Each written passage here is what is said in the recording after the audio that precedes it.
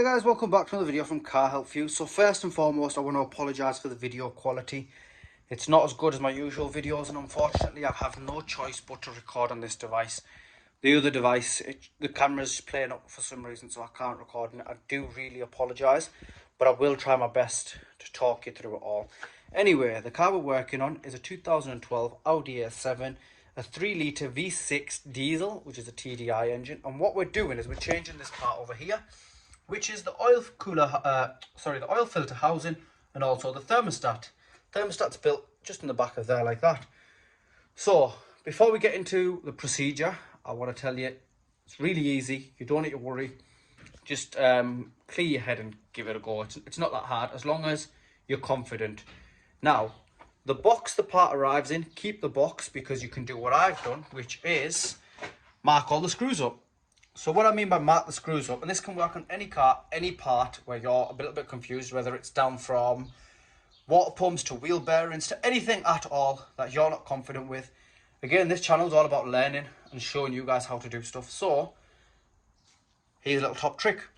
So what you want to do, what this essentially is, this setup is all the bolts where they line up. So you can see we've got 1, 2, which is 1, 2. We've got 3, 4, 5, 6, which is 3, 4, 5, 6. Then on the top, then we've got 1, 2, 3, 4, which is 1, 2, 3, 4. In total, we have 4, 5, 6, 7, 8, 9. Did I count that right? 4, 4, 8, 9. Yeah. And over there, you can see we've got 4, 4, which is 8, and then 9. So it is literally as simple as that. So now proceeding over to the car, you'll have a little panel over here which you want to remove, and the way to remove that is it's just in by 2 plastic tabs. One here, one here. They pop up, then this will just lift out completely and you can push it over to the side. If you've got an engine cover, take your engine cover off as well, just to create more space. So now you can see this is all open. You'll have a little plastic trim here which is connected to your air filter box, and all that is in by is if we move this plastic down here, it's in there literally about here, underneath this tab, and it's a T30 bit, and you've got one over here which is again a T30 bit. So them 2 screws come out and the plastic drops backwards. Once the plastic's out there, you're then just left with the air filter box here, which has a pipe connecting to the engine here. The air filter box is pretty easy to take out. You just pull it upwards. Then you've got this pipe here, which as you can see there is just a flathead, and this is connected to just there. So all you want to do is just loosen it off and move this to the side. Now, if you want, you can completely remove it. Mine's still plugged in, it's just actually disconnected. It's out of the way and it's convenient for me. Now the next thing is the auxiliary belt. Now the auxiliary belt again is really easy to take off. Now I do recommend, if you are in this area, change the auxiliary belt while you're at it and change the water pump and the pulleys. However, if budget doesn't allow, or it's already been done, in this car's case they've already been changed, so they're pretty new. Just this has started with a coolant leak, so we don't need to change them. All we've done is just take the pulley, take the alternator belt off, which we've literally, the auxiliary belt. All you do with that, if I can find the tool, is, you can see here, it's a big ratchet, and it's what is the size of this? It is a T60 bit on the big ratchet, and it goes into the tensioner, which is just there. It's underneath the belt, so you put it on and you push it that way. So in the UK, this is a right-hand drive vehicle, so you will push towards the passenger side. If you're stood at the front, the driver's side is here, the passenger side is here, you'll push towards the passenger side and just take the belt off enough that you can move out the way. If we put the torch there, so you can see my oil filter housing is quite loose.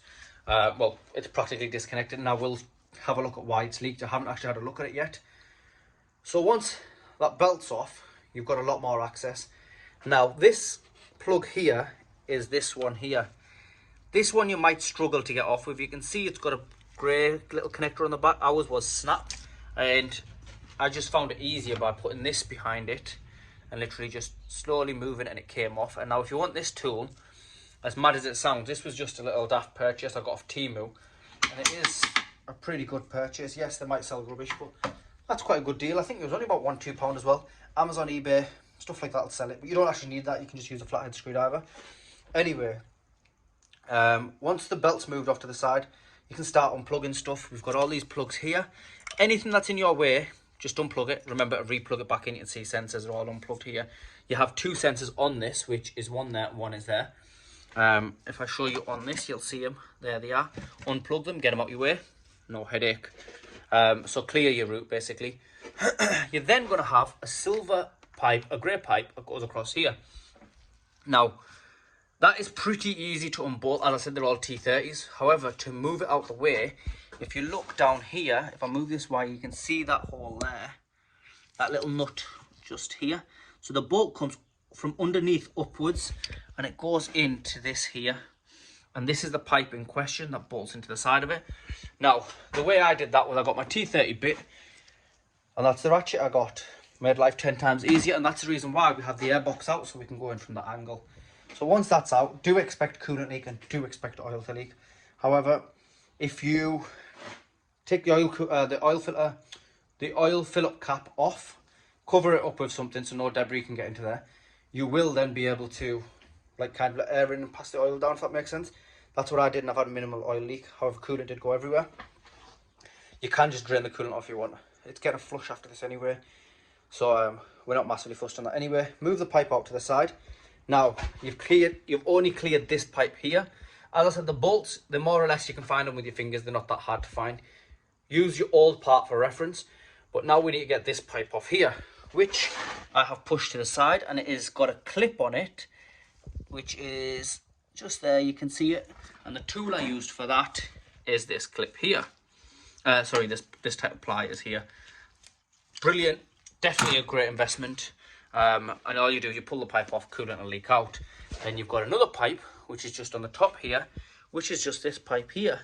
Now, if you want, you can start taking all this stuff off just to get to the clip there, or you can just loosen the clip off there, pull it upwards, and when you take this off, you can just kind of wiggle the pipe with your hand, which is exactly what I did. And that's what I'll do to put the pipe back on. You can see the pipe secure in its place. So that's that pipe, and that pipe off. The sensors, I've left them on, just unplugged them. I will take them off from here and transfer them over. You can replace them if you want, however, this time they're not getting replaced. Might be best practice to replace them. Since you're already going through the hassle, you may as well replace them, but they're not being replaced at this point. Then you can see over here, we've got another plug here, which I think I've already spoke about. It's this, but this is when I took it out. Once I got it to here, you can see it's got quite a long wire on it. So I took it off once it got to here. You might be changing this part for several different reasons. However, we're changing it because we have a coolant leak. Now, the coolant in this has obviously seen better days. You can see it clearly looks like it's rusty, but this part will then just come out like that. And if we put this part down, we can have a look why this part has then failed. And this is also my first look at it. So this, I understand, has just come off and we've come off, but these rubber seals are definitely terrible. But that coolant has leaked because the rubber has actually snapped.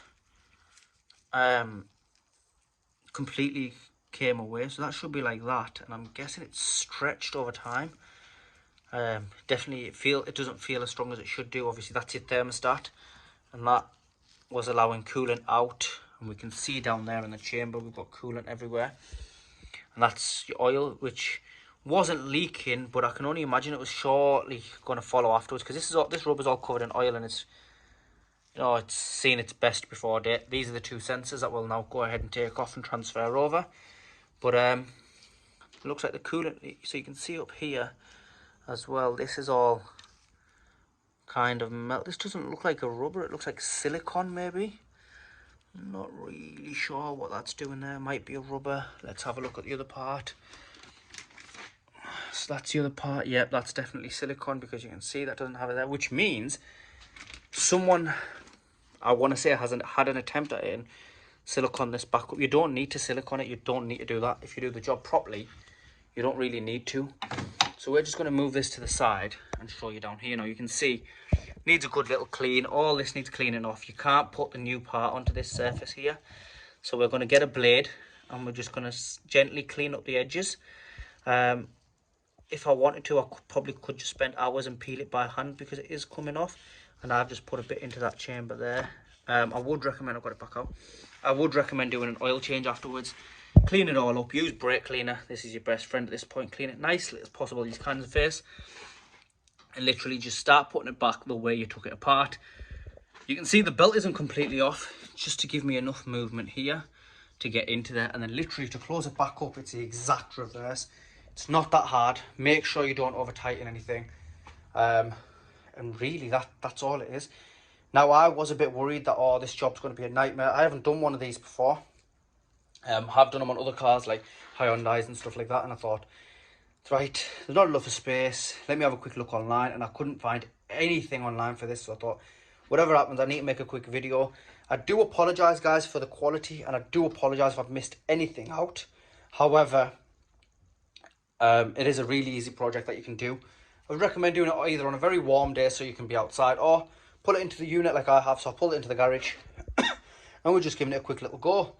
There's nothing else I can think of to tell you now to hand, but it is really just that simple. Make sure everything's plugged in, make sure everything's nice and tight.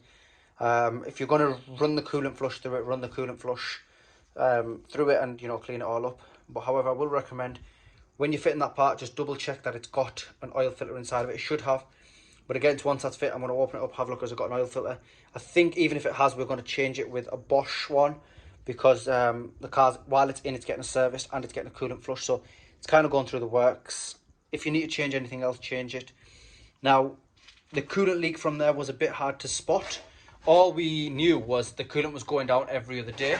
And the reason I put the bolts like this is, another reason is because if we look at the bolts from the top there, you can see they're not all the same size. They're different size bolts. So now if you just throw them into a box and think, I'll throw them in later, don't matter, you know what I mean? I'll do it as I'm going along. Well, the wrong size bolt could go in the wrong place. I might not put enough pressure onto it to keep it, you know, sealed together. So it's a quick little easy little trick. Anyway, guys, I apologise if I've missed anything out. Again, I apologise for the quality. If there's anything that you want to ask me that I might be able to help towards, please just put it in the comments and I will try my best to help you as soon as I can. But as usual, guys, please like, share and subscribe. It massively helps the channel just by liking a video and subscribing. So please do that. And I'll see you guys in the next one. Thank you.